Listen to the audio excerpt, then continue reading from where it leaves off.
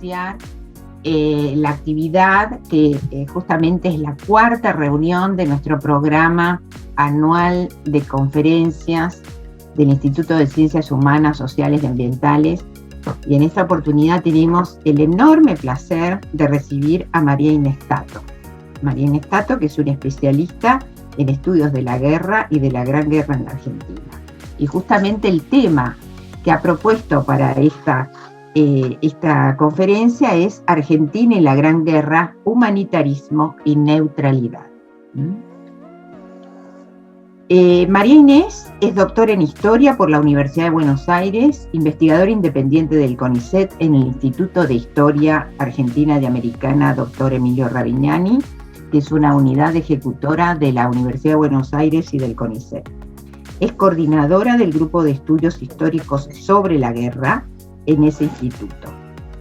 Asimismo, es profesora adjunta en la carrera de Ciencia Política de la UBA y titular en la Maestría de Historia de la Guerra de la Universidad de la Defensa Nacional. Su área actual de investigación es la historia social y cultural de la Primera Guerra Mundial en la Argentina y de la Guerra de Malvinas, un tema absolutamente sensible a la cultura histórica y política argentina. Así que bueno, María Inés, le damos la bienvenida a todos y les agradecemos la participación en esta charla. Le damos la palabra a María Inés, que tendrás el tiempo que consideres necesario, y una vez que vos concluyas tu disertación, abrimos a preguntas, intercambios, comentarios con quienes nos han acompañado esta tarde. Tenés la palabra. Bueno, muchas gracias, Beatriz. Quiero agradecer al INSIUSA y especialmente a vos por la invitación a participar de este ciclo de presentaciones anuales, de conferencias anuales. Es un honor para mí estar aquí en este marco junto con otros colegas que me han precedido y que me seguirán.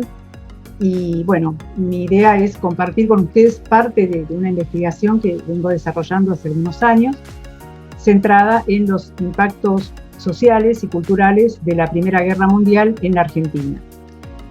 Y en esta oportunidad me centro en un aspecto en particular que tiene que ver con el humanitarismo, el desarrollo de actividades humanitarias por parte de la sociedad argentina en el marco de la guerra. De por sí parto de una constatación, que es el hecho de que la Gran Guerra fue una guerra total, en el sentido de que involucró tanto a los combatientes como a los civiles, a los beligerantes como a los neutrales. Es decir, que tuvo una resonancia global muy fuerte que, por lo tanto, también ha llegado a las costas argentinas y ha tenido un impacto importante en la sociedad de la época. En lo que hace justamente al humanitarismo, ha sido un punto de inflexión clave la Gran Guerra en el desarrollo del humanitarismo, porque indudablemente esta guerra industrial implicó una magnitud mucho mayor, inédita hasta ese momento, de violencia, de destrucción, que generó la necesidad de un alivio a esos efectos que excedía incluso la capacidad de los estados de la época, ¿no? Entonces esto ha generado ya en su momento una colaboración de la sociedad civil de diferentes partes del mundo para auxiliar a las víctimas, sean estos civiles o soldados.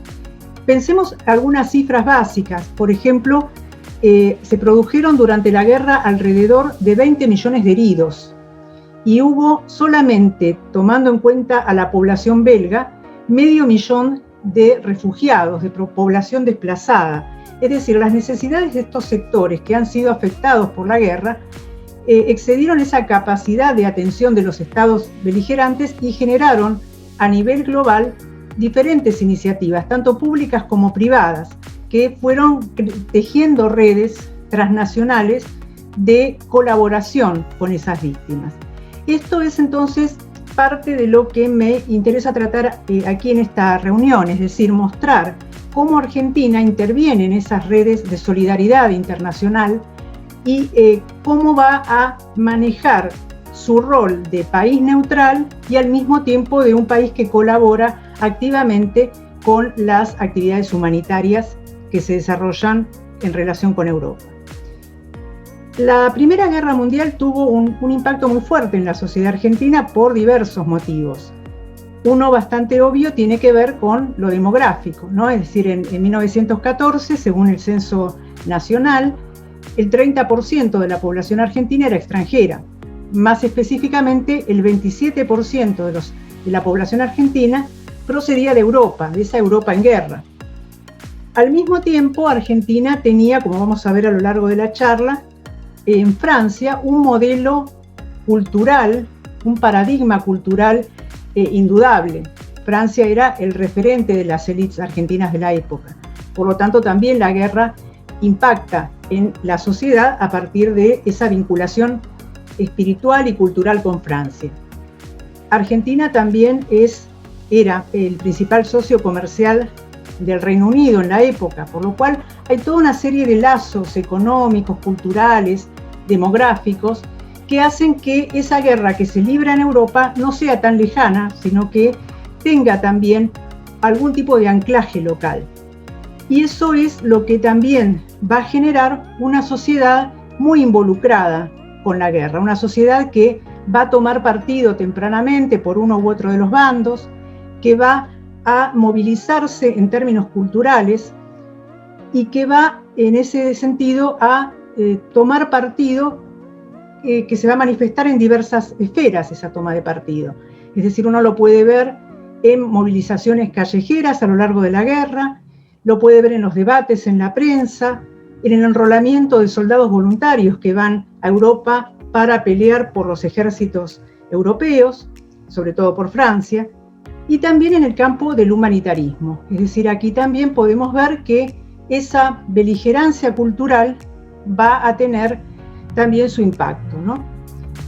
Entonces, mi idea en la reunión de hoy era conversar un poco sobre la posición, en primer lugar, la posición del Estado argentino frente a las iniciativas humanitarias, las diferentes modalidades de involucramiento de la sociedad civil en relación con esta actividad humanitaria global, quiénes son los principales receptores de esa ayuda y cuáles son los objetivos o los móviles, diríamos, de los donantes de esa ayuda material.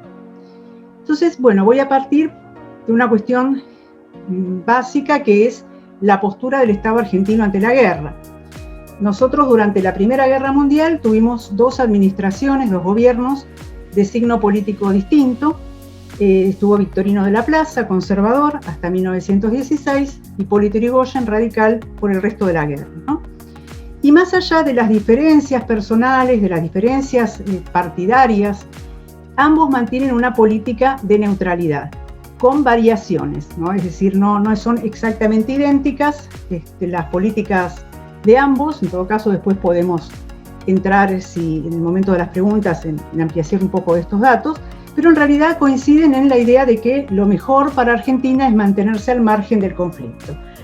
Hay distintas motivaciones para esto también, ¿no? Argentina no tiene intereses en juego en la guerra, en principio, no tiene alianzas ni diplomáticas ni militares con los beligerantes que la obliguen a participar. Es un país agroexportador, por lo tanto tiene interés en mantener los mercados abiertos, los mercados de ambos bandos.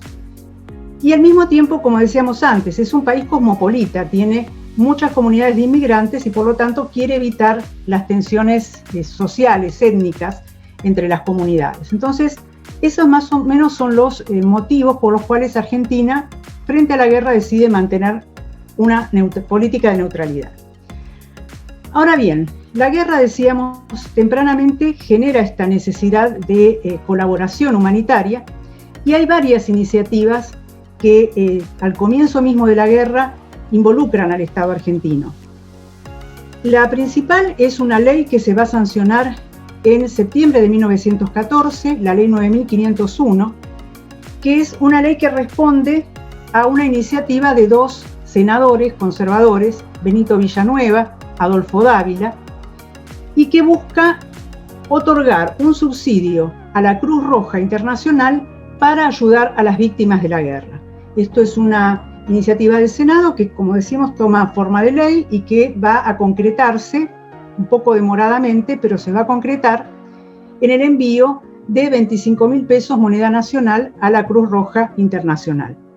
Y allí la Cruz Roja va a destinarlo a diversos, objetivos: población desplazada, repatriados, población movilizada por la guerra, pero en general con una perspectiva equitativa. Es decir, trata de distribuir esos fondos de manera equitativa entre todos los beligerantes. Es decir, es una forma de intervención humanitaria asociada directamente a los principios de la Cruz Roja Internacional, que es no involucrarse, digamos, en torno a los conflictos entre las naciones, ¿no? Sino ponerse en una posición superior a esos conflictos y administrar una, ayuda humanitaria más objetiva, o más neutral, si se quiere, de alguna manera, ¿no? Entonces, el Estado argentino va a colaborar con la guerra, o con las víctimas de la guerra, mejor dicho, a través de ese subsidio. Pero posteriormente va a tomar una posición mucho más cauta, mucho más distante. Vamos a ver esto ya pocos meses después, a comienzos de 1915, va a haber un pedido que se le formula al gobierno argentino para colaborar, no solo económicamente, sino también favoreciendo la difusión de una misión que va a desarrollar una organización norteamericana, que es la Comisión para el Socorro de Bélgica, en América del Sur. Es decir, esta comisión va a ser liderada, encabezada por Herbert Hoover, quien luego va a ser presidente de Estados Unidos hacia fines de los 20, y va a estar destinada esta comisión a auxiliar a las víctimas de la ocupación alemana de Bélgica y del norte de Francia. Es decir, al comienzo mismo de la guerra se produce la invasión alemana y se genera una situación muy compleja para la población belga, porque, va a ser, por un lado, va a quedar en una situación de ocupación, va a haber población deportada como mano de obra prácticamente esclavizada al servicio de Alemania, va a haber población civil que va a ser víctima de las llamadas atrocidades alemanas, esto es, de crímenes de guerra cometidos por los alemanes, y al mismo tiempo esa población va a ser víctima del bloqueo aliado, la forma que va a tener Gran Bretaña, sobre todo, de impulsar el aislamiento de Alemania y de someterla a una situación de una suerte de sitio por hambre, ¿no? Entonces esto implica complicar la llegada de alimentos para Alemania e indirectamente para la población civil belga que está bajo la ocupación. Entonces este comité que crea Hoover va a tener un alcance internacional, va a tener ramificaciones prácticamente en todo el mundo y va a ocuparse de recaudar fondos para esas víctimas y de negociar con ambos bandos, o sea, negocia con el Reino Unido para que le permita hacer llegar esos alimentos a la población civil y con las autoridades alemanas para que permitan su distribución. Entonces es toda una tarea de como una suerte de diplomacia humanitaria compleja que lleva adelante esta comisión durante toda la guerra y durante la posguerra también. Entonces, esta comisión le pide al gobierno argentino colaboración para hacer una misión de propaganda en América del Sur y sobre todo en Argentina, ¿no? Es decir, lograr sensibilizar a la opinión pública sobre la crisis que atraviesa Bélgica. Y el gobierno argentino le dice que no tiene condiciones económicas adecuadas como para llevar adelante esa misión o ayudarla y se mantiene al margen. La respuesta principalmente va a venir de los cónsules, ¿no? Y de los diplomáticos argentinos en Europa. Tenemos el caso de Augusto Belín Sarmiento, que era cónsul en Amberes y que justamente va a levantar su voz para quejarse ante el gobierno argentino de esa actitud que mantenía al país fuera del esfuerzo solidario general que se estaba realizando, ¿no? Donde dice, la imagen de Argentina está quedando desdibujada por su falta de colaboración con esta situación. La situación se vuelve a repetir en 1917, ya en tiempos de Irigoyen, donde comienza a haber iniciativas de España para colaborar, para ofrecer una ayuda conjunta a Bélgica, y donde Argentina también se mantiene en un segundo plano, generando en esta ocasión la queja de Alberto Blancas, que es el ministro plenipotenciario en Bruselas, que justamente señala que Argentina tendría que tomar un rol más activo en la ayuda humanitaria, que no tendría que quedar en un segundo plano tras otros neutrales como España, por ejemplo, pero es nuevamente desoído por el gobierno argentino.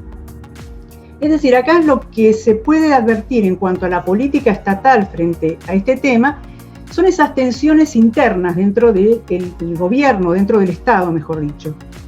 Es decir, por un lado encontramos a los diplomáticos que eran conscientes del valor que tenía el humanitarismo como una herramienta política al servicio de la imagen exterior del país. Es decir, lo que ellos perciben es que Argentina tiene una oportunidad importante en esa coyuntura para posicionarse internacionalmente de la mano de la ayuda humanitaria y para competir en ese sentido con otros neutrales como España y los Estados Unidos. Ellos en ese sentido entonces tienen más claro cuál es el panorama, cuál es la actitud que se espera fuera de la Argentina del gobierno argentino. Sin embargo, el Ejecutivo tiene una actitud mucho más prescindente. Y eso, bueno, no existe una explicitación por parte de los sucesivos gobiernos de por qué adoptan esa posición. Uno puede inferir diferentes cuestiones o lo puede atribuir a varios factores, ¿no? Uno de ellos es efectivamente la situación económica que se mencionaba en los argumentos para negar ayuda a la Comisión para el Socorro de Bélgica. Es decir, Argentina durante la Gran Guerra tiene una situación económica endeble por los efectos colaterales que va a traer la guerra, porque no siempre la demanda de alimentos va a favorecer homogéneamente a todos los sectores de la economía, porque se corta la llegada de inversiones, de préstamos, también de inmigrantes, de mano de obra, porque se corta la llegada de importaciones, que no solo afectan a la industria, sino también a los ingresos del Estado, que cobra en general el 50% por lo menos de la renta pública, dependía de gravámenes a las importaciones, ¿no? Entonces esto, sumado a lo que son los efectos de la guerra económica entre los beligerantes, esto es el bloqueo naval británico, la guerra submarina alemana, las listas negras aliadas, hacen que la economía argentina sea vulnerable, ¿no? Y que efectivamente tal vez no esté en condiciones de colaborar activamente con el esfuerzo humanitario. También tiene que ver, me parece, con una actitud que rige la política neutralista del gobierno argentino, que es la de tratar de evitar conflictos con los beligerantes. Disculpen, tenemos una urgencia por la zona al parecer. Bueno, decía, la actitud de la neutralidad argentina está marcada por varios incidentes que enfrentan a los gobiernos argentinos con algún beligerante, y el gobierno argentino en general siempre tiende a poner paños fríos, a desactivar las tensiones para no involucrarse, para no verse arrastrado a la guerra. Entonces probablemente también haya interpretado que brindar ayuda humanitaria a alguno de estos bandos pudiera significar malquistarse con alguno de los otros beligerantes. Y también está, digamos, la cuestión nuevamente de la composición de la población, ¿no? Entonces también evidentemente ayudar desde el punto de vista humanitario a Bélgica podría generar tensiones con la comunidad alemana o con la comunidad otomana. Es decir, pueden que estos factores hayan sido también tomados en cuenta por el gobierno argentino a la hora de optar por esa posición distante frente al conflicto. Pero es notoria la divergencia con estos agentes diplomáticos que también forman parte del Estado argentino y que toman una posición mucho más activa, ¿no? De todas formas, me interesa marcar que más allá de esta neutralidad oficial, como decía al principio, la sociedad argentina tiene una posición muy activa en el involucramiento con la guerra y con un posicionamiento activo que se va a manifestar a través de muchas iniciativas ligadas a el humanitarismo, la beneficencia en relación a la guerra. Y esas iniciativas van a estar a cargo de diferentes sectores de la sociedad argentina y van a desarrollarse a lo largo de todo el conflicto, no solo al principio, ¿no? Sino que es constante, es continuo. Vamos a ver que, por ejemplo, en relación con esto, los principales o los primeros sectores que se movilizan en la sociedad para proporcionar ayuda a las víctimas de la guerra son obviamente las comunidades de inmigrantes. Las comunidades de inmigrantes que, residentes en la Argentina, desarrollan desde aquí su esfuerzo de guerra, su colaboración con la guerra. Ahí vamos a ver que diferentes instituciones de las comunidades residentes en Argentina, sean estas asociaciones civiles, culturales, sociales, digamos, van a movilizarse para la recaudación de fondos para la guerra. También se van a crear, a los pocos días de estallido del conflicto, comités de guerra. Esto es, las comunidades, los líderes, las élites étnicas, sumadas a los representantes diplomáticos y consulares oficiales de sus estados, van a crear estos comités para centralizar la ayuda humanitaria y la movilización también militar. Entonces, se van creando estas redes que van a cubrir todos los lugares de la Argentina donde haya presencia inmigratoria para desarrollar actividades humanitarias para llevar fondos a su respectiva patria de origen. Estos son un catálogo de actividades bastante similar en todos los casos, los vamos a ver nuevamente aparecer en el caso de las asociaciones propiamente argentinas. Va a haber una muy fuerte presencia y actividad de las mujeres, en la medida en que esos roles de género tradicionales, o por lo menos los que estaban vigentes en la época, asociaban a la mujer con la beneficencia y con estas actividades. Y de todas formas, digo, esto es una constante también en las asociaciones argentinas que vamos a mencionar aquí. Y estas comunidades también van a proceder a actividades conjuntas. En general, las comunidades del mismo bando beligerante van a establecer y a organizar actividades de manera, digamos, común, van a tratar de allegar fondos a sus respectivas cruces rojas o diferentes fondos patrióticos de manera conjunta. Esto vamos a ver que hay diferencias según la comunidad de la que se trate, pero en general las comunidades tendieron a recaudar fondos para los soldados heridos, posteriormente también, a medida que se desarrolla la guerra, para los lisiados de la guerra, para las familias de los soldados movilizados, que quedan en ese sentido en Argentina, digamos, valiéndose por sus propios medios, entonces la comunidad ayuda a estas familias, fondos patrióticos diversos destinados a fines más específicos, empréstitos de guerra, y entonces también algunos recursos que se van a dedicar a lo que significó la propaganda de guerra en Argentina, es decir, la propaganda local que llevan adelante las comunidades. Esto, decía, en función de cada comunidad se priorizará una cosa u otra, es decir, en el caso de la comunidad italiana, por ejemplo, es muy fuerte la priorización de los intereses de las familias de los reservistas que marchan a Europa. En la comunidad británica, en general, se le priorizan más los fondos patrióticos destinados al gobierno británico. Quedan en un segundo lugar lo que hace, por lo menos a volumen de los recaudados, el sostenimiento de la propia comunidad local. Bueno, son cuestiones que también están vinculadas a identidades étnicas y demás que son más complejas, ¿no? Lo menciono simplemente para mostrar que había algunas divergencias. En el caso de las comunidades de los imperios centrales, por ejemplo, que tienen más dificultades por el bloqueo aliado para hacer llegar ayuda material a Europa, van a dedicar parte de lo recaudado para sostener a las familias de los connacionales que han sido despedidos por pertenecer a empresas aliadas. Esta es una política muy común en la guerra, donde las empresas de capital aliado tienden a despedir al personal por una cuestión de nacionalidad simplemente. Y también para el esfuerzo de propaganda va a dedicarse gran parte de los fondos de este sector de la opinión pública argentina. Bien, entonces, estos, digo, son los sectores que más rápidamente responden a la guerra desde el punto de vista humanitario por una cuestión vinculada directamente con el patriotismo, con sus deberes cívicos, y que va también a desarrollar, sin embargo, al llevar adelante estas actividades, ciertas tensiones con la sociedad local. Y en esto estoy pensando en un conflicto que es bastante larvado, pero que se manifiesta durante la guerra, entre la Cruz Roja Argentina y las cruces rojas de los diferentes beligerantes.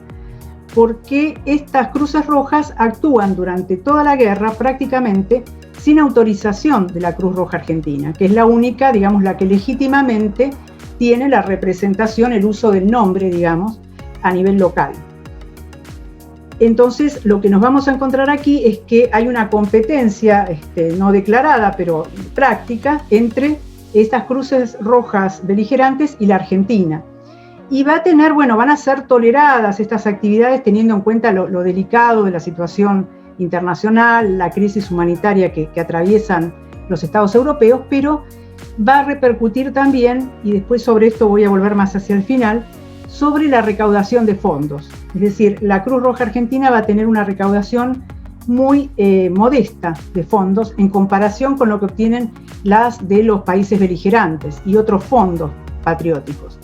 Y vuelvo a esto porque pensemos que la Cruz Roja Argentina en ese momento representa el mismo proyecto de la Cruz Roja Internacional, esto es de esa ayuda objetiva, equitativa, neutral, otorgada a los beligerantes, ¿no? Lo menciono, después lo voy a retomar más adelante.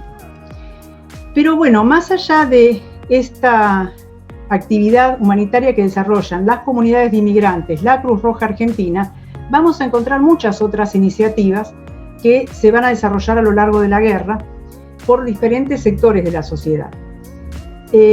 Vamos a encontrar, por ejemplo, a ver si encuentro por acá la imagen, pero vamos, permiso, voy a compartir pantalla. Bueno, voy a dejarlo para más adelante, perdón, disculpen la desprolijidad. Pero, a ver, lo que yo quería señalar entonces es que parte de esa actividad en beneficio de las víctimas de la guerra va a ser llevado adelante por las élites argentinas, residentes sobre todo en Francia. Con esto vuelvo un poco a lo que hablábamos al principio, ¿no? Francia representaba desde el siglo XIX para América Latina en general, para las élites de América Latina en general, un modelo en muchos sentidos, ¿no? Era el modelo en términos políticos, ¿no? Es decir, las revoluciones de independencia iberoamericana se filiaban con la de 1789 en Francia. Los estados nacionales que se van formando en la segunda mitad del siglo XIX toman como referencia la Francia republicana, la pedagogía cívica, es decir, toda una serie de valores, sobre todo asociados a la Tercera República Francesa. Y también Francia, para fines del XIX, es un referente en materia cultural, en materia de artes, letras, es, digamos, un referente importante para esas mismas élites. Entonces, lo que vamos a encontrar es que una parte importante de esas élites que residen en Francia durante gran parte del año, ¿no? Por lo menos 6 meses al año, que hablan francés, que forman parte de esos círculos de sociabilidad propios de la capital europea, van a encabezar diferentes iniciativas para sostener la ayuda humanitaria a Francia. En ese sentido, digamos, vamos a ver que Francia va a ser el principal receptor de ayuda humanitaria a lo largo de la guerra. Sin duda, por lejos, es hacia quien más recursos se destinan a la hora de reunir fondos, de distribuirlos, etc. Vamos a encontrar, por ejemplo, aquí ahora sí les voy a compartir pantalla, una iniciativa que es, fundamental en este periodo, que tiene que ver con una iniciativa de la comunidad, de la élite, que está residente en París, con apoyo del ministro plenipotenciario argentino en París, Enrique Rodríguez Larreta. Yo les comparto, aquí, esta imagen, la están viendo, ¿verdad? ¿Se ve? Es el Hospital Argentino en París. Esta es una iniciativa que se inaugura, perdón, me estoy adelantando. Esta es una iniciativa posterior. Vamos a ver, perdonen que me estoy desordenando con el PowerPoint, pero lo que quería señalar es, tenemos diferentes iniciativas, esta es posterior. La que va a llevar adelante Enrique Rodríguez Larreta es una iniciativa para la adquisición de un tren sanitario. Es decir, ahí vamos a encontrar, y se los voy a describir más específicamente los servicios que presta ese tren, va a estar destinado principalmente a los soldados franceses heridos y que va a ir ampliándose a lo largo de la guerra. Es decir, vamos a tener Este tren ambulancia completo con quirófano, sala de esterilización, farmacia, acompañado al mismo tiempo de 20 coches ambulancia, de un quirófano desmontable, ¿no? Y a lo largo, como digo, de los años subsiguientes se van sumando nuevos vehículos a este complejo, ¿no? Y eso en pocos meses, porque estamos hablando de comienzos de 1915, es decir, a poco de estallada la guerra, vamos a tener esta iniciativa importante. Después están las que llevan adelante también tempranamente varias damas de la sociedad argentina. Entre ellas podemos mencionar también, sin duda, la obra que lleva adelante Josefa Dominga Balcarce, nieta del general San Martín. Ahí Beatriz seguramente tenía referencia a esto, ¿no? Ella va a poner a disposición de Francia su palacio, ¿no? Su pequeño palacio en Brunoy, y lo va a convertir en un hospital auxiliar durante toda la guerra. Acá tengo un poco la descripción. Tiene un jardín de descanso de 15 hectáreas, 50 camas, 2 quirófanos, un área de desinfección, sala de radiología, laboratorio, es decir, muy completo, ¿no? Y transformar totalmente su hogar en un hospital al servicio de los enfermos o de los soldados heridos franceses, ¿no? Y ahora sí, la otra iniciativa, que es la que aparecía aquí en la imagen, y que ahora no la voy a encontrar, bueno, es el Hospital Argentino en París, que se va a llevar adelante en tiempos de Marcelo T. de Alvear. Se va incluso a inaugurar durante fiestas cívicas argentinas, con la intervención de muchos terratenientes, muchos empresarios que se encuentran en Francia, y que va a consistir también en la compra, principalmente por parte de estos argentinos de la élite, de un edificio de departamentos de 7 pisos que se encuentra cerca del Bois de Boulogne y que va a ser renovado totalmente para ser adaptado a las necesidades de un hospital. Va a ser también hospital auxiliar, considerado por las autoridades francesas.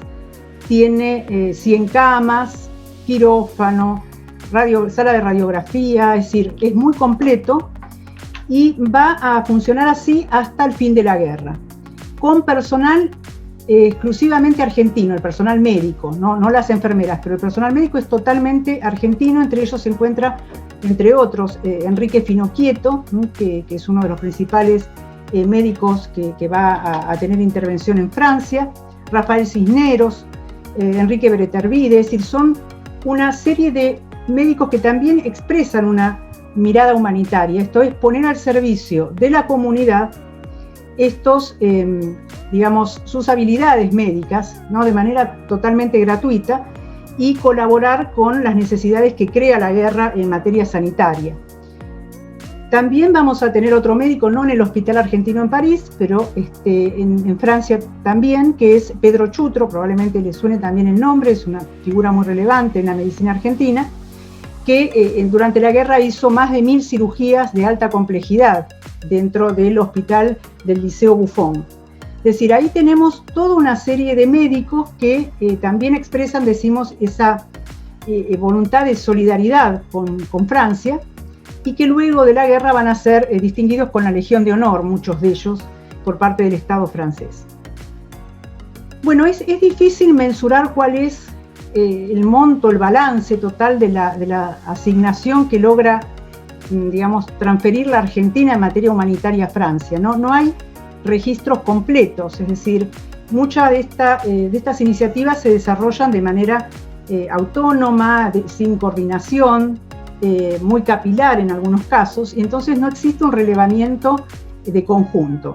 Sí, sin embargo, podemos mencionar alguna cifra parcial que daba en 1918 un periodista argentino, Alejandro Sux, quien señalaba que los envíos que había hecho hasta 1917 aproximadamente Argentina a Francia eran los de 15 millones de francos. Y esto colocaba a la Argentina detrás de los Estados Unidos y de Canadá como principal aportador, diríamos, de ayuda humanitaria a Francia. Bueno, son cifras que son difíciles, ¿no?, de constatar, pero son indicativas de esa colaboración constante hacia Francia.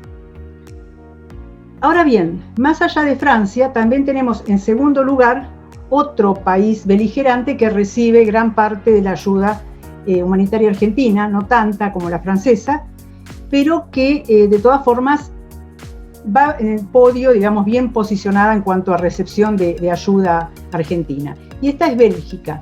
Es decir, volvemos nuevamente a lo que señalábamos antes, ¿no? Esa situación precaria en la que se encuentra Bélgica desde el comienzo de la guerra, a que Bélgica era un país neutral, cuya neutralidad fue violada por la invasión alemana. Entonces, Bélgica es permanentemente invocada por la propaganda aliada para mostrar tanto la barbarie alemana, la cuestión de las atrocidades, como los riesgos que puede llevar para los países neutrales una victoria alemana, es decir, que no se respete su neutralidad. Y esta insistencia entonces en la cuestión de Bélgica y de su situación, digamos, de víctima sufriente de Alemania, es la que va a llevar a también otro movimiento solidario fuerte dentro de la sociedad argentina. Entonces, ahí vamos a tener también la ayuda adicional, más allá de la propaganda aliada, de Roberto Pairó, quien en ese momento era corresponsal del diario La Nación, estaba en Bruselas, también en una situación compleja en relación con el régimen de ocupación, y que va a denunciar desde sus columnas en La Nación, durante el primer año de la guerra, justamente los atropellos alemanes y la situación por la que va atravesando Bélgica, las dificultades económicas. Pairó también va a hacer una apelación a través de su columna de La Nación a la colaboración material con Bélgica. Entonces, esto va a generar dos grandes canales, diríamos, para la transmisión de esa ayuda material a Bélgica. Por un lado vamos a tener el Comité de Socorro de Bélgica que mencionaba antes, el de Hoover, que va a tener una rama propiamente argentina, es decir, va a tener una filial en Argentina que va a estar encabezada por Emmanuel de Brum, que va a ser una figura relevante de la comunidad belga que va a encargarse justamente de presidir esa rama del comité que Hoover va a dirigir, ¿no? Entonces, él se va a encargar junto con otros notables argentinos, con figuras del mundo político, diplomático argentino y demás, de recaudar fondos y de enviarlos a la matriz en Estados Unidos y desde allí a Europa. Y estamos hablando aquí de una actividad que reporta el envío de más de 20 barcos de vapor con cereales, alimentos enlatados, incluso vestimenta para la población belga, y que va a ubicar a la Argentina no demasiado bien en relación con Estados Unidos o con el Reino Unido, pero dentro de todo en un lugar bastante notable en lo que hace al volumen de los aportes. Es decir, Argentina va a aportar aproximadamente el 8% de todos los suministros de socorros que se van a dirigir a Bélgica. En términos materiales, aquí tengo la cifra, aproximadamente son $200.000 de la época. Estados Unidos había aportado 32 millones, el Imperio Británico 19, es decir, estamos lejos, pero mucho más cerca que España, que Italia, que Brasil, que otros países que sin embargo colaboran menos con este fondo que dirige Hoover. Entonces, por el lado de esta Comisión para el Socorro de Bélgica, hay una colaboración clara de la Argentina. Y la otra gran forma de canalizar recursos, o la que más centraliza, no quiero decir con esto que sean las dos únicas formas que tiene la Argentina de allegar recursos, sino que son los principales tal vez, es el Comité Argentino Pro Huérfanos Belgas. Es una sociedad que se crea en el 1917, por parte de Francisca Jacques, que es la hija de Amadeo Jacques, ¿no? Seguramente de Juvenilia tenemos su figura ahí siempre destacada, y ella va a crear esta comisión con el objetivo concreto de recaudar fondos para la construcción de viviendas para los huérfanos belgas. Esto va a hacer que realice una actividad bastante intensa, no solo entre las élites, sino también a nivel de otros sectores sociales. Por ejemplo, esta comisión va a incentivar a los niños en edad escolar de que semanalmente destinen parte de sus ahorros a colaborar con sus pares belgas, ¿no? Es decir, concientizar en el sufrimiento y ¿no? en la necesidad de una compasión y una solidaridad con otros que pueden estar en una situación peor que la propia. Al mismo tiempo va a generar una recolección de fondos y de cereales o de lana en algunos casos para enviar a Bélgica. Y esta comisión, este comité, lo que va a tener de interesante es que va hacia 1918, casi hacia el fin de la guerra, a lograr su objetivo de colaborar con la construcción de viviendas. Más específicamente, lo que va a hacer es comprar una propiedad en Uccle, en Bruselas, que va a destinar a una obra caritativa belga, que es el Hogar de los Huérfanos, que va a quedar bajo el control de esa asociación esta vivienda que compra el comité argentino. Se va a llamar, de hecho, Hogar República Argentina, y en la práctica, hasta la actualidad, esa institución continúa funcionando y en ese mismo predio, en esa misma casa, sigue funcionando este hogar, aunque bueno, ya no se llame República Argentina, ¿no? Pero sí tuvo continuidad esta iniciativa solidaria. Y acá también entonces quería marcar esto, más allá de que sean las élites sociales, intelectuales, económicas, las que más contribuyen, también es importante ver que hay transversalmente un activismo social relacionado con el humanitarismo a lo largo de toda la guerra. Y uno lo puede rastrear en la prensa, por ejemplo, ¿no? Cuando uno ve las noticias, encuentra diferentes sectores y actores sociales que son humildes, digamos, que no son de las élites económicas, pero que contribuyen, aunque sea en un volumen mucho menor, con la ayuda humanitaria a Europa. Es decir, esto es algo que hay que remarcar, no es simplemente el humanitarismo ligado a las élites, sino que también tiene un cierto arraigo en el resto de la sociedad. Se nota más, obviamente es más perceptible el que encabezan los sectores más acomodados por el volumen de la ayuda que brindan o por estos edificios emblemáticos, ¿no? Que uno dice, bueno, son realmente como aportes muy, muy notables, pero también se da en otros sectores de la sociedad una colaboración menor con la recaudación de fondos. Entonces,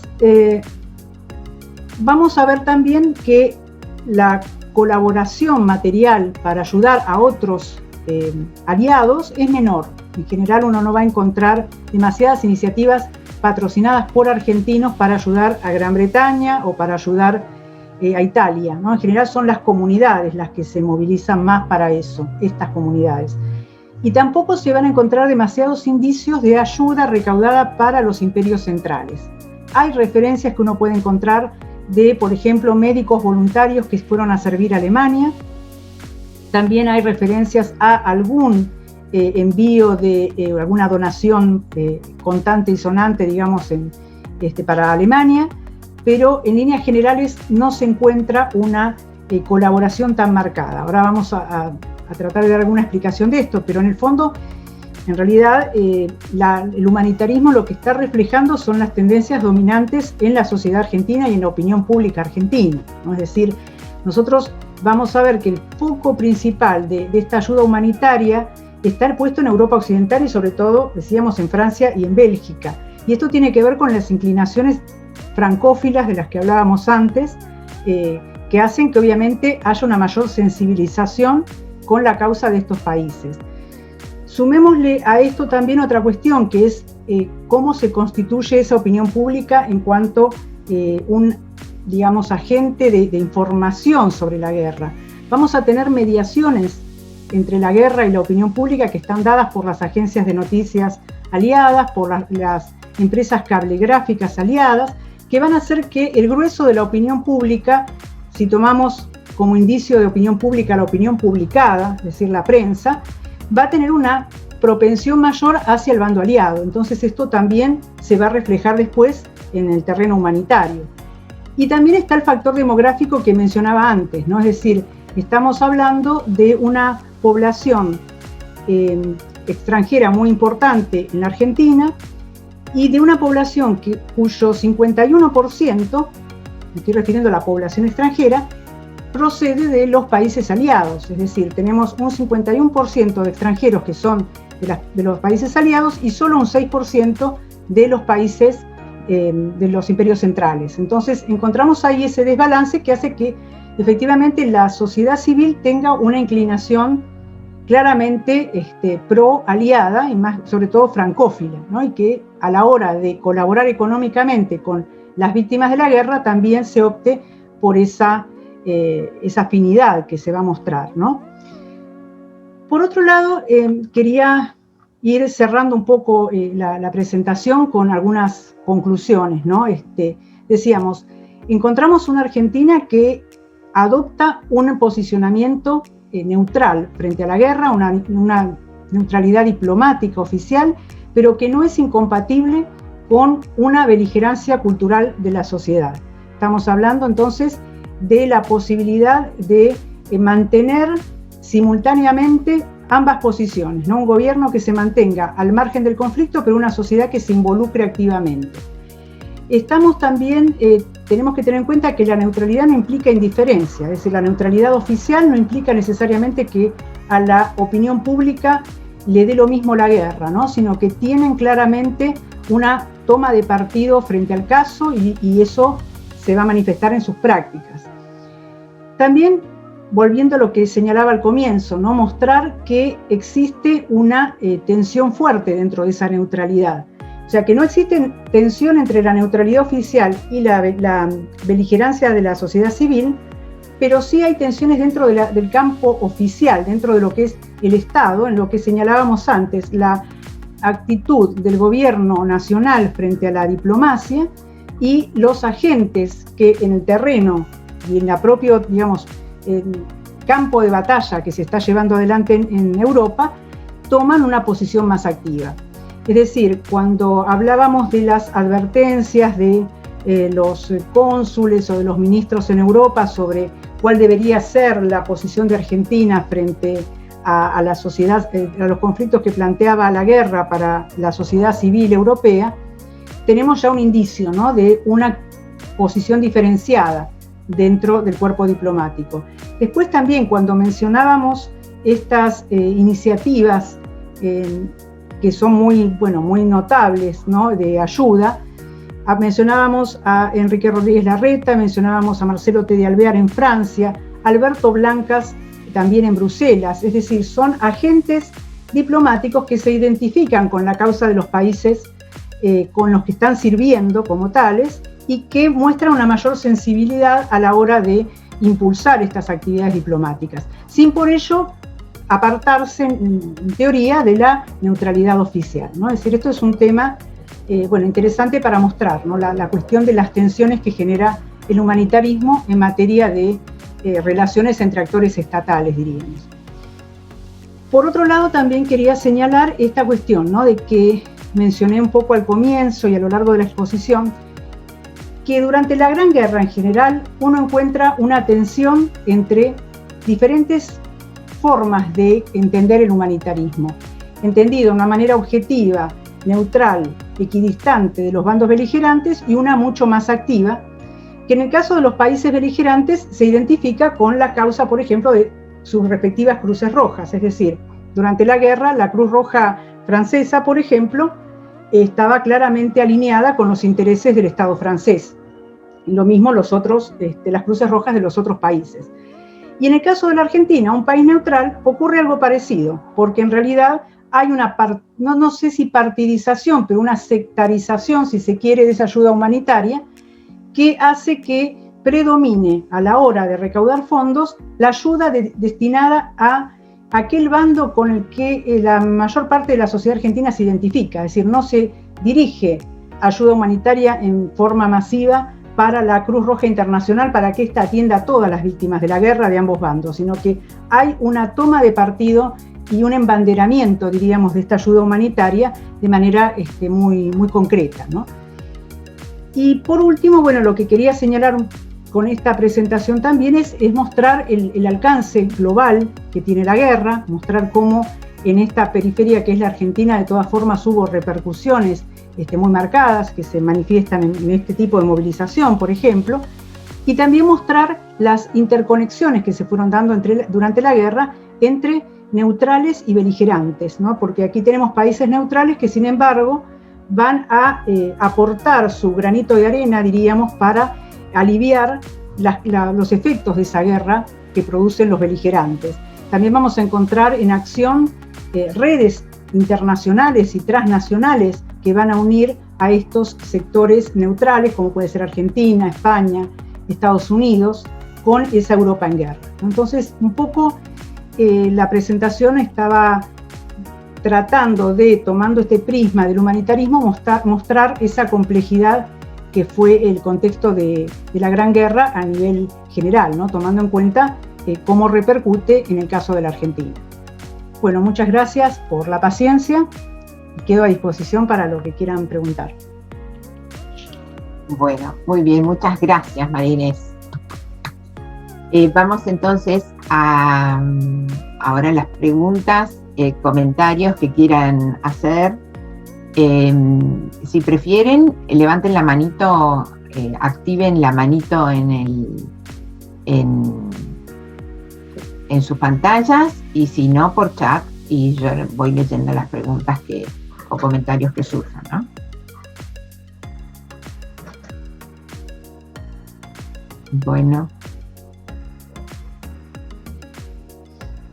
Bueno, mientras esperamos, vamos a animar entonces el tema. A mí, bueno, en primer lugar me parece obviamente súper interesante, y ese poner el foco, ¿no es cierto?, el abordaje de la historia social de la guerra realmente le da una dinámica y hace, digamos, es muy transmisible esa movilización que se enanca, podríamos decir, en una cultura movilizacionista que no arranca con la Primera Guerra, ¿no? Así que, bueno, eso me parece súper interesante y muy valioso.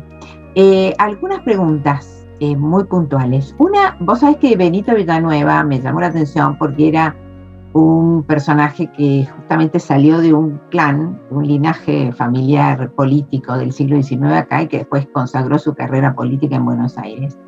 Y a raíz de este tema, justamente es cómo operaba en ese contexto esas conexiones, diríamos, entre las organizaciones en las diferentes provincias, ¿no? Porque sabemos que la inmigración es bastante desigual en el reparto geográfico del país. Entonces, si tus investigaciones van por ese lado también, de cómo detectarlo, de cómo reconstruirlo, las facilidades para eso, porque, bueno, las sociedades de beneficencia también, fueron creciendo en varias provincias, etcétera, etcétera. Eso por una parte, me parece súper interesante. La otra cuestión es justamente cómo en esas comunidades de inmigrantes, porque justamente es Francia la gran receptora de la ayuda humanitaria, cuando en realidad la mayoría, aún las élites inmigrantes, más potentes, ¿no es cierto?, tenían que ver con los italianos y los españoles, ¿no? Entonces, bueno, ahí qué otra cosa, cómo pensar esto, ¿no? Porque podemos decir, si vos pensás que los españoles, bueno, mucha simpatía, muchos españoles no le tienen a los franceses, convengamos, ¿no? Sabemos que la pregunta es cómo este fenómeno que es global concentra mayor atención en Francia, aún teniendo esas particularidades nacionales que justamente es lo que hace estallar la Primera Guerra Mundial, los nacionalismos del siglo XX, ¿no? Y la otra es una curiosidad que yo quiero comentar con vos, que tiene que ver con Josefa Balcarce. Josefa Balcarce hace toda esa actividad apelando a la Argentina, porque ella de Argentina tenía muy poco, no tenía casi nada, podemos decir.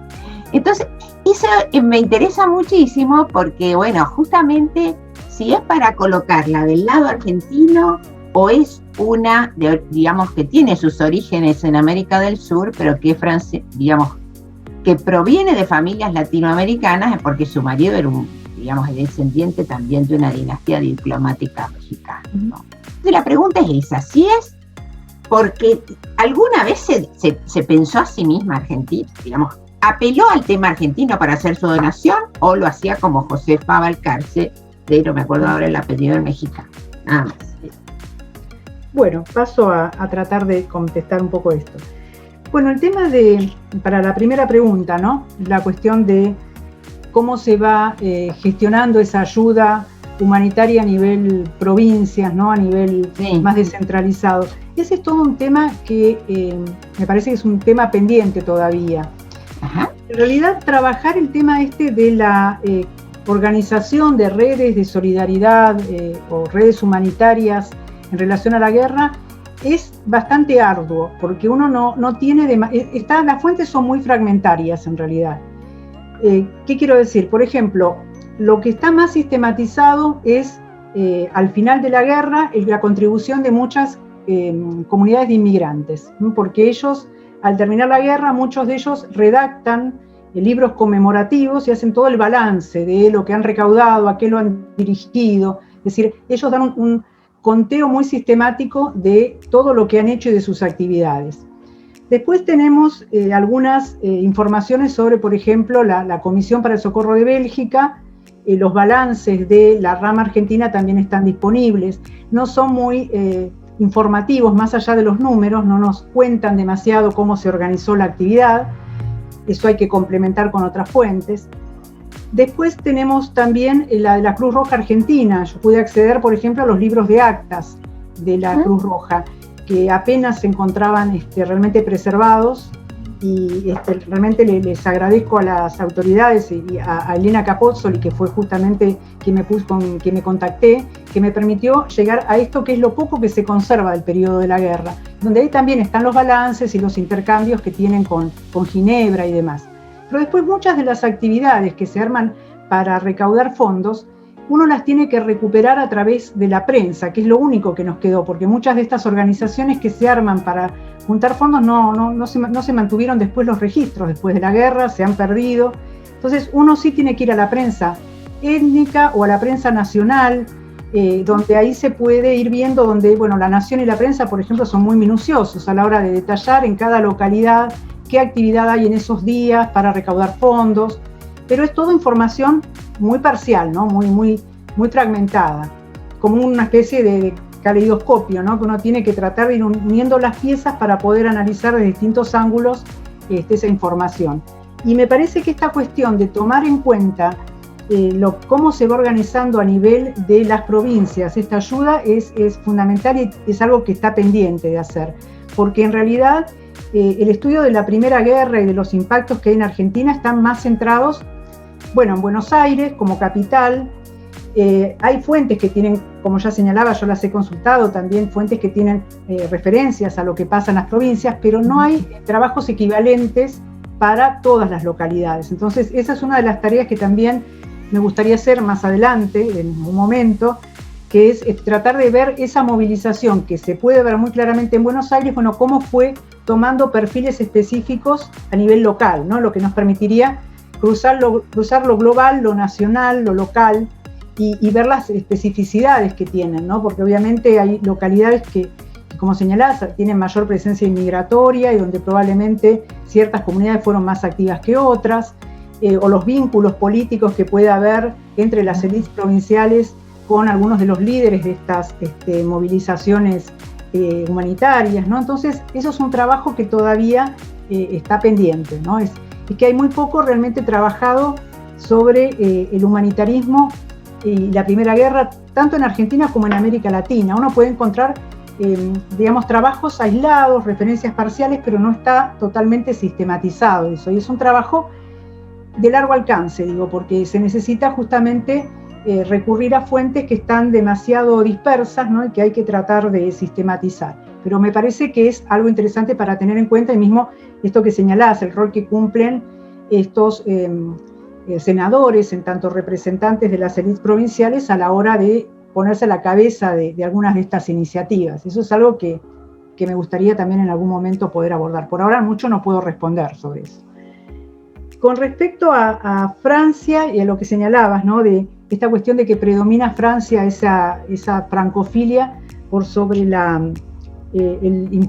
impacto que tiene demográficamente la comunidad italiana o la española. Sí, es notable eso, porque en realidad vamos a tener una comunidad italiana que se va a movilizar a partir de 1915 y que es la primera comunidad de inmigrantes en términos numéricos y que, sin embargo, la mayor parte de las actividades solidarias no van a estar, de la sociedad argentina, digo, no están orientadas a Italia, ¿no? Hay alguna que otra, pero en realidad es la propia comunidad la que lo desarrolla. Y yo creo que esto tiene que ver con algo que es la posición que asume Francia, o que la diplomacia cultural francesa del 19, de decir Francia es la cuna, no la cuna, pero a ver, la representante más excelsa de la latinidad, de lo latino. Nosotros somos latinos en espíritu y en lengua, el origen de nuestra lengua, y en cambio Italia no adopta esa política de diplomacia cultural sino hasta los 20. Hasta ese momento es como que, a pesar de ser la cuna efectiva de la latinidad, si se quiere, no adopta esa política tan, digamos, agresiva en materia de diplomacia cultural, y por lo tanto queda más marginada de esa identificación. Y España, bueno, efectivamente se mantiene neutral durante la guerra también, es la segunda comunidad en peso demográfico, y tiene sobre todo, es difícil también ponderar eso, pero en general las élites de la comunidad tienen una posición más antifrancesa, por toda la historia de enfrentamiento con España, que, bueno, desde Napoleón, adelante, y que, bueno, hacen que haya como un divorcio de la causa francesa, ¿no? Pero bueno, en general lo que sigue predominando es notable es eso, como Francia, incluso hasta la Segunda Guerra prácticamente, Francia sigue siendo el eje de la movilización de la sociedad argentina. Es muy impresionante el impacto que tiene, ¿no?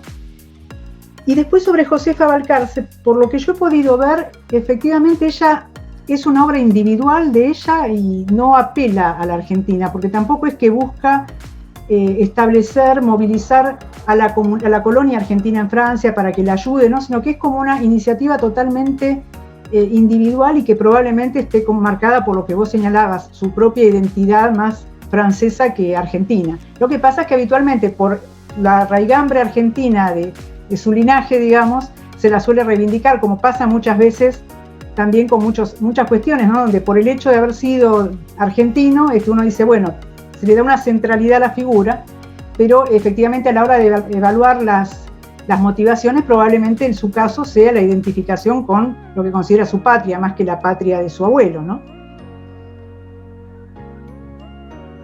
Gracias, María Inés. No, por favor. Súper interesante. Vamos a dar, bueno, acá hay unas, en el chat hay, bueno, agradecimientos por la interesante propuesta de Jimena Iriar, que es una joven historiadora de Mendoza. Después, acá hay una pregunta de Ernesto Tramontana. ¿Se la querías hacer vos directamente, Ernesto? Hola, como quiera. Dale, como sí, dale, sí. Habilitate la pantalla si querés. No, sí está bien. Primero, felicidades a María, porque fue muy linda la explicación que dio. Lástima que se me cortó la luz en el medio de la explicación, pero lo final y en el principio muy bueno. La pregunta, quería hacerle dos preguntas, es: ¿cree que las propagandas de la guerra en Argentina son foco principal de las donaciones o iniciativas en el pueblo argentino? Y la segunda es: ¿las élites están enlazadas con el Estado argentino o actúan como un agente individual? Muchas gracias. Bueno. Después también Renata Alonso, que es otra joven historiadora en nuestro instituto, muy interesante, muchas gracias. Y Andrea Albarracín. Aquí te están preguntando, Andrea, ¿estás ahí? ¿Estás por ahí? Sí, estoy acá. Bueno, si querés formularle vos la consulta a María Inés. Sí, más que nada la sorpresa de este descubrimiento de que en realidad, más que ayuda humanitaria, era una ayuda partidaria, una ayuda muy inclinada hacia un bando o una nación, ¿no? No en un sentido humanitario así, más cuando ella mencionaba este tema de la Cruz Roja, ¿no? Que la Cruz Roja argentina o la Cruz Roja internacional no tuviera ese mismo peso que la ayuda hacia cada una de estas naciones en particular. Simplemente notar eso, que me pareció muy interesante, y bueno, no sé si esto refleja también un poco lo que el estado de la política interna acá en este país. Bueno, gracias por los comentarios, por las preguntas. Voy a pasar un poco a responder la primera sobre la cuestión de la propaganda. En realidad la propaganda de los estados europeos, de los dos bandos que se desarrolla en Argentina, trata de volcar obviamente a la opinión pública argentina en favor de su causa, pero no necesariamente implica apelar a la movilización humanitaria. Es decir, ahí no existe, no es que hay un desarrollo de una operación por parte de los estados para sensibilizar a la opinión pública y hacer que colaboren materialmente con sus estados respectivos. Es más bien cómo modificar o mantener los alineamientos externos de Argentina, a lo que apunta la propaganda. Pero sí es cierto que la propaganda aliada, al momento de presentar a Alemania como los hunos, los salvajes, los bárbaros, digamos, lo deshumaniza al enemigo y muestra sus crímenes, sus atrocidades, sus, digamos, acciones como condenables, ¿no? Sensibilizan así a la opinión pública y luego, posteriormente, quienes empiezan a llevar adelante iniciativas humanitarias apelan a esa imagen que instaló la propaganda. Pero no es que esa propaganda esté orientada a la búsqueda de ayuda humanitaria concreta, ¿sí? No sé si queda claro mi respuesta. Es decir, la propaganda tiene como objetivos más generales, más globales, tendientes a que generar una presión a través de la sociedad argentina sobre el gobierno argentino, o para que se mantenga neutral, que es lo que en general aspira Alemania, o para que se ponga más bien del lado aliado. Entonces, dentro de los recursos que utilizan mutuamente para denostar al enemigo, está esta barbarización de su figura que contribuye después a la causa de la recaudación de fondos para las víctimas de ese enemigo, pero no está orientada inicialmente como objetivo a la búsqueda de colaboración material. Y después había otra pregunta sobre si las élites actuaban como parte del Estado argentino como agente individual. No lo hacen a título personal, es decir, van a tener cierta vinculación con las élites, me refiero a las que están en Europa en particular, la colonia argentina, en Francia sobre todo, o en Bélgica, que es de menor volumen, van a establecer vínculos con el Estado a través de los ministros plenipotenciarios, como es el caso de Rodríguez Larreta, de Blancas, de Alvear después, pero no van a hacerlo, digamos, buscando una colaboración con el Estado, sino mostrando esa iniciativa como una iniciativa propia, individual, que a lo sumo descansa en esta actitud favorable que toman los cónsules o los ministros argentinos localmente en Europa, ¿no? Pero en general es algo que ellos buscan actuar de manera autónoma y no tanto coordinada. Pero bueno, eso es algo que también necesita más exploración, ¿no? Es decir, cómo se relacionan esas figuras diplomáticas argentinas en Europa con los estados beligerantes, con el gobierno argentino y con la sociedad civil. Es un tema que tal vez da para mayor profundización, pero por el momento mucho más no puedo ofrecer de respuesta. Y a la puntualización esta de la cuestión de la ayuda más sectorial que hace la sociedad argentina, sí, es muy notable esto y yo creo que refleja esa tendencia que tenía la sociedad argentina a la polarización en torno a la guerra, a la toma de partido, ¿no? Eso es algo que marcan mucho los contemporáneos, a muchos contemporáneos argentinos les llama la atención esto de que es una guerra que no nos involucra de manera directa y que genera, sin embargo, un apasionamiento, como lo dice Rojas en 1917, parece que fue un evento deportivo o una discusión filosófica, ¿no? Donde hay que tomar parte y hay que involucrarse y hay que embanderarse, ¿no? Bueno, probablemente sea una tendencia de la sociedad argentina en general a lo largo del tiempo, más allá de la coyuntura de la guerra, ¿no? Esta tendencia a tomar partidos así apasionados y a desarrollar este tipo de conflictos, ¿no? Internos de la opinión.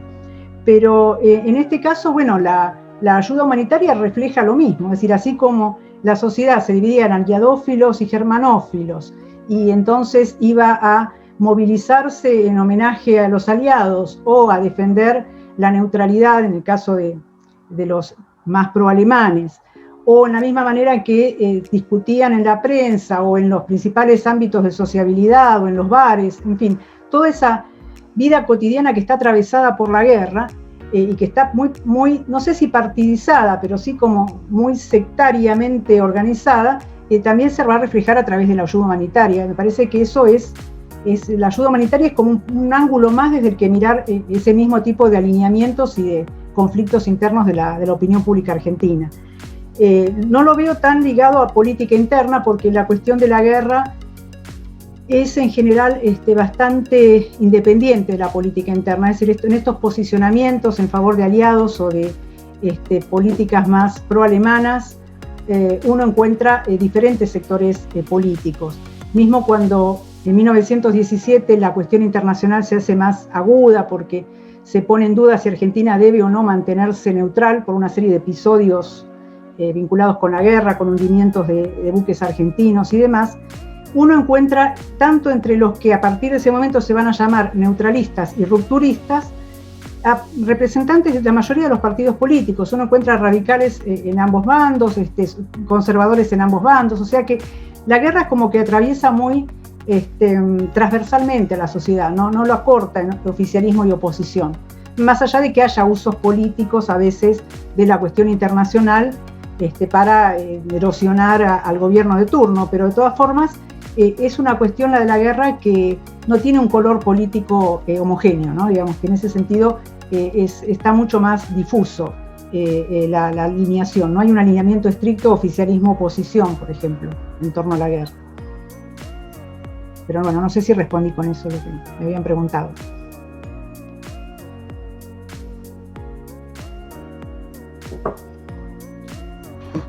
No, sí, bueno, está clarísimo, te dice Ernesto, y te agradece, por supuesto, junto con otros agradecimientos de los que te hicieron las preguntas, así que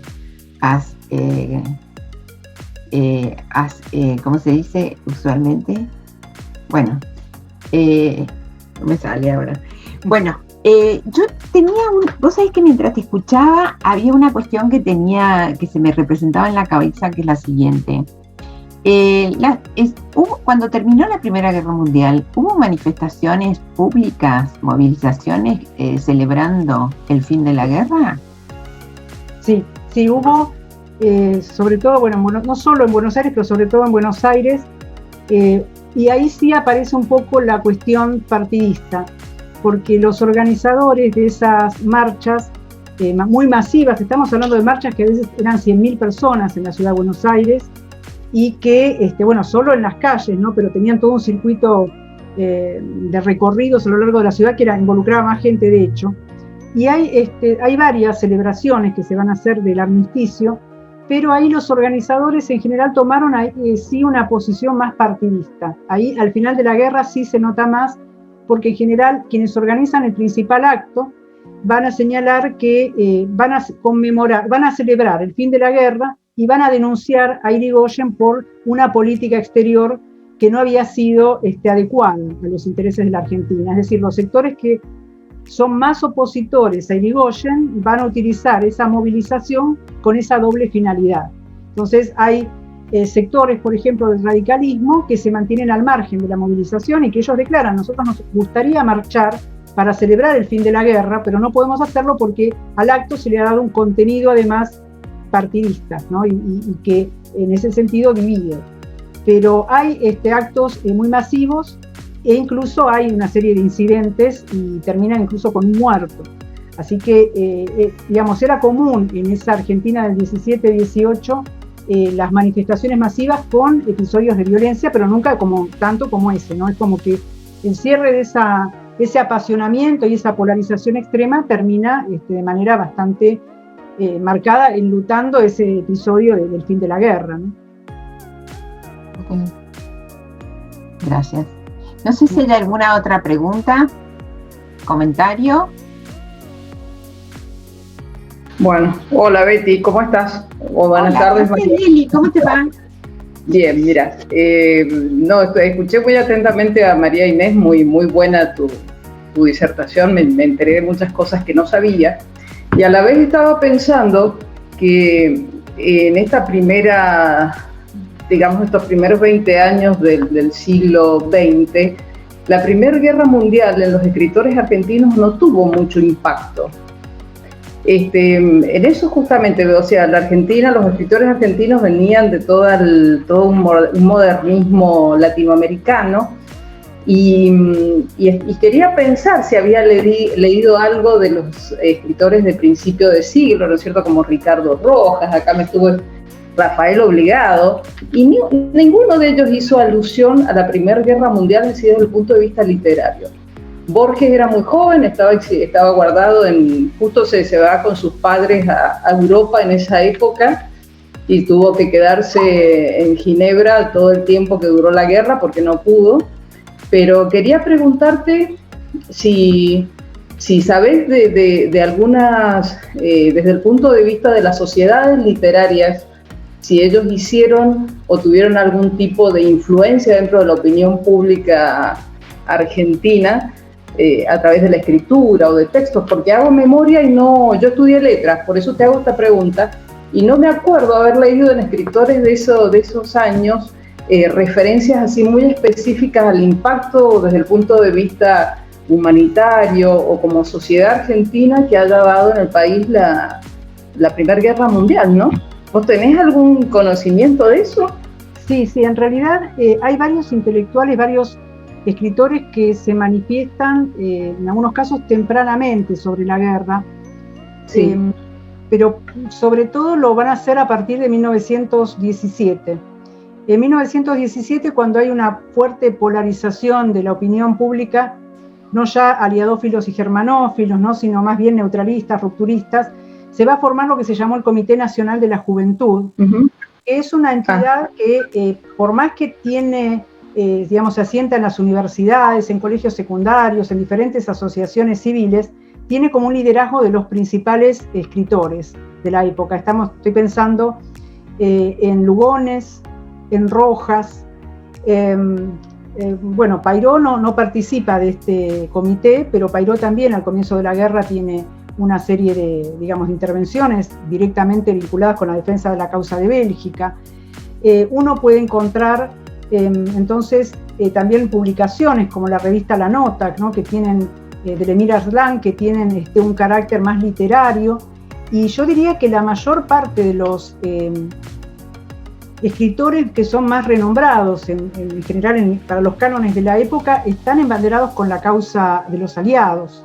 El caso de Rojas es bastante importante porque bueno, él va posteriormente a crear un manifiesto después de la guerra apelando a las nuevas generaciones y que en ese sentido es como que recoge toda su militancia del año 17. Lugones ya tempranamente arranca también con su defensa de Francia, incluso le dedica varios poemas a Francia en francés, ¿no? Es como que, bueno, después va a volverse bastante pro-norteamericano en 1917, como parte de sus cambios, ¿no? Pero la mayoría de los escritores así más identificados en el momento con lo que sería el canon de la literatura argentina están del lado aliado.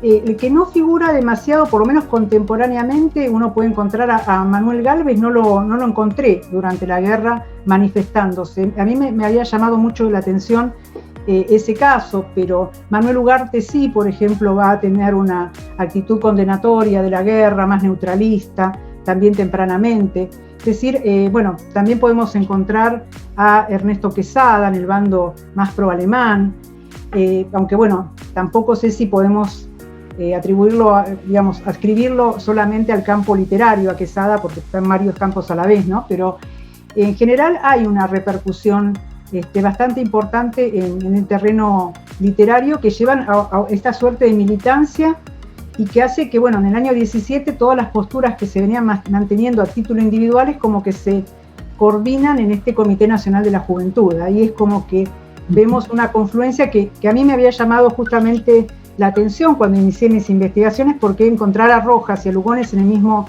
ámbito, teniendo en cuenta dónde derivan, dice uno, resulta difícil, raro, pero en tiempos de la guerra sí confluyen en estas cuestiones, ¿no? En una actitud pro-francesa, pro-aliada. Sí. Claro. Bueno, ahora me cerraron varias cosas. Bueno, muchísimas gracias, María Inés. Muy interesante tu charla. No, por favor. Lamento que me haya fallado el PowerPoint, porque tenía algunas imágenes del hospital en París y demás, pero bueno, las digo. No importa. No, estuvo muy bien. Bueno, no sé si hay alguna otra consulta, qué sé yo, pregunta, comentario. Si no la hay, no sé si vos, María Inés, querés agregar algo más. No, parece que yo estoy dispuesta. Bueno, aparte, es una de las cuestiones que más me parecen interesantes de tu conversación, es los hilos que dejás, la forma de exponer en donde dejás qué falta conocer, ¿no? Y eso es un ejercicio intelectual maravilloso, porque es muy generoso. No, gracias. Es que realmente es muy generoso. No, en serio, sobre todo cuando hay mucha gente joven, ¿viste? Porque digamos, no todo está dicho, no todo está, sino que es una constante exploración. Así que bueno, la verdad es que es muy fecundo y un aprendizaje muy interesante. Por lo tanto, bueno, y con esta cuestión de las recepciones en el interior y cómo la gente se movió, ahí te pueden salir hasta un pico, ¿no? Sí, hay muchísimo. A mí la verdad que podría ser. Podés armar encontrar socios en el territorializás.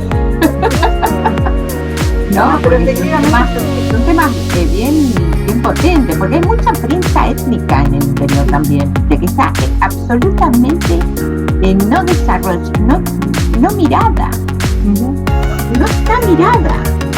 Entonces, esos tejidos pueden ser bien interesantes. Totalmente. Muestran un panorama más complejo también, porque son motivaciones muy pero al mismo tiempo te muestra una simultaneidad del fenómeno, ¿viste?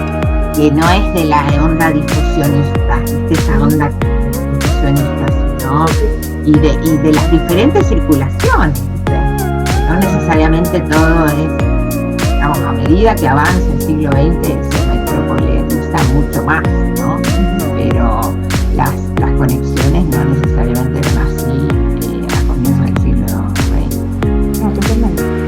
Es un terreno distinto y bueno, todavía muy inexplorado, que sería muy bueno realmente poder reconstruir ese mapa, ¿no? Esa geografía de la movilización también en el interior de la Argentina. Claro, porque el Estado, viste, todavía no está todo, digamos, otra cosa es lo que pasa con la segunda, pero la primera totalmente sigue virgen el terreno en gran parte. Bueno, muchas gracias, María Inés. Si no hay nada más, entonces te liberamos, nos quedamos con la cabeza huyendo y que todos estén bien. Nos vemos en la... Bueno, muchas gracias, Beatriz, y gracias a todos también por